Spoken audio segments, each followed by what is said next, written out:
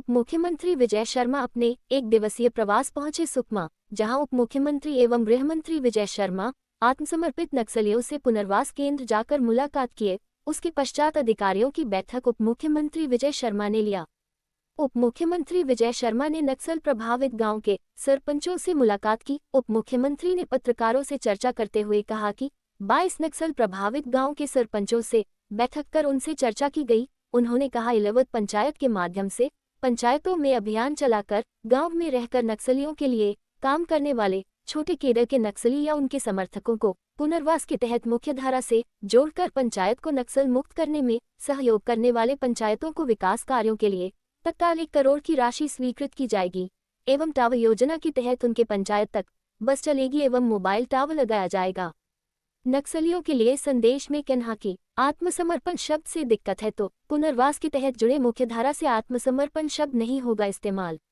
उप मुख्यमंत्री श्री शर्मा ने कहा पुनर्वास के तहत मुख्यधारा से जुड़ने वाले माओवादियों को तत्काल 50,000 का प्रोत्साहन राशि दिया जाएगा एवं पुनर्वास नीति के तहत उन्हें 6 माह तक प्रशिक्षण केंद्र में रखा जाएगा। प्रशिक्षण केंद्र में रखकर उन्हें अलग अलग रोजगार के लिए प्रशिक्षण दिया जाएगा। प्रशिक्षण के दौरान खाना पीना सरकार देगी, साथ ही हर माह 10,000 रुपये दिए जाएंगे।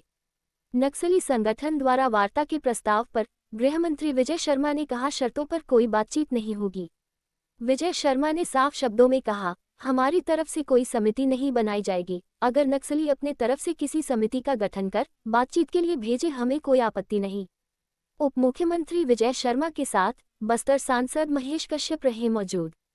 सुकमा जिले से इंडियन लुक संवाददाता सैयद फारूक अली की रिपोर्टिंग।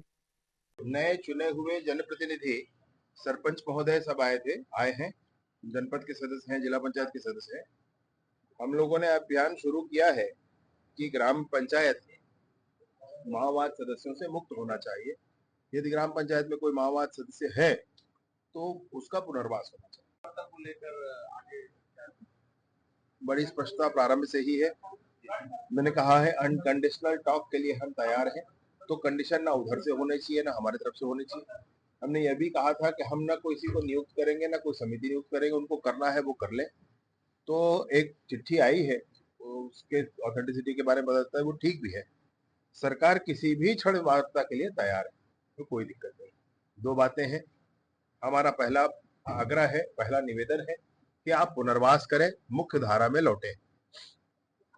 हम तो अब सरेंडर कहना भी छोड़ देंगे, हम तो अब आत्मसमर्पण कहना भी छोड़ देंगे। अगर किसी को ये मन में भाव आता है कि मुझे छोटा समझा जा रहा है तो हम छोड़ देंगे और विनती करेंगे कि आप पुनर्वास कर लें, मुख्य धारा में आए, पुनर्वास कर लें।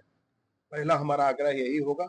इसके लिए अगर किसी के मन में कोई दुविधा है तो हम चर्चा के लिए तैयार है। इसके अतिरिक्त अगर किसी के मन में ऐसा है कि मैं सिर्फ कुछ विषयों पर बात करना चाहता हूं, पुनर्वास करूं या ना करूं, तो भी हम तैयार हैं। 1 व्यक्ति, 2 व्यक्ति, छोटा समूह, बड़ा समूह, किसी से भी। पंचों के साथ 22 सरपंचों के साथ मेरी मुलाकात हुई।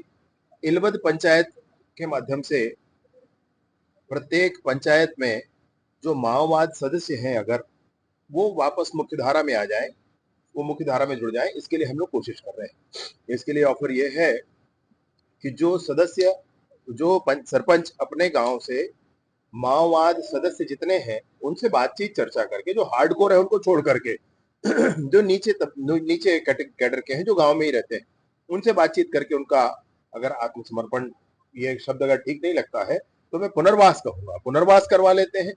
तो पुनर्वास उनका अगर होता है, रिहेबिलिटेट होते हैं वो, तो गांव को विकास कार्यों के लिए तुरंत ही 1 करोड़ रुपया स्वीकृत किया जाएगा। हमने अभी पुराने बजट में मुख्यमंत्री बस योजना और मुख्यमंत्री मोबाइल टावर योजना, ऐसी 2 योजनाएं स्वीकृत कराई हैं। उनके माध्यम से हम वहां बस भी चलवाएंगे और मोबाइल का टावर भी लगवाएंगे, विद्युत भी वहां तक पहुंचाएंगे। ये सरकार की योजना है जिसमें हम पंचायतों का सहयोग चाहते हैं। साथ ही साथ जो सरेंडर करेंगे उनको क्या होगा, तो उनको तुरंत ही 50,000 रुपया का जो सहयोग है सरकार के द्वारा वो दिया जाएगा।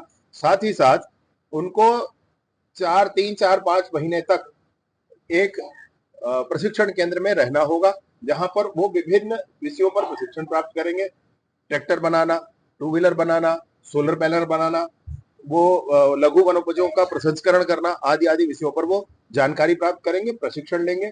तो रहना फ्री रहेगा, भोजन फ्री रहेगा, 10,000 रुपया महीना मिलेगा और ये पूरी प्रक्रिया करने के बाद वो अपने गांव भी वापस जा सकेंगे। ऐसे लोग जो यहाँ आएंगे उनके ऊपर पुराने कोई प्रकरण होंगे तो उन प्रकरणों पर कार्यवाहियां नहीं की जाएंगी, उनको पुनर्वासित ही माना जाएगा और पुराने हो जाने के बाद कालांतर में बाद में उनके ऊपर हुए प्रकरणों को भी वापस लेने की प्रक्रिया की जाएगी। तो यह एलवत पंचायत के माध्यम से हम कोशिश कर रहे हैं कि गांव का गांव एक एक करके माओवाद सदस्य मुक्त ग्राम पंचायत बनता चले।